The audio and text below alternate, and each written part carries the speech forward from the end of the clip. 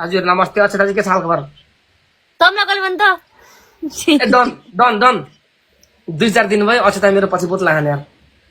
किन हो र रविन दाइको त बुढी छ छोरा छ एक हप्ता पछाडि नलगेको गनाउँदो छ पछाडि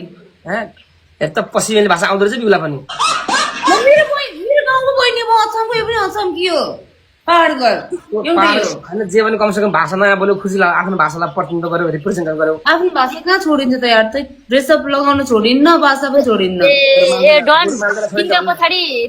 1000 केटी भए पनि लाग्ने हो कि दिदी अर्काले यसले के भनेको चाट्ने हो र उसको पछाडि जति केटी भए पनि छोड्दैन रे चाट्ने के चाट्ने हो चाट्ने काम हो सोच्दै म के त काम चाट्ने काम के चाट्ने यस्तो सुन न चाट्न पायो भने 1000 जनाले चाटेको पनि चाट्छौ डन डन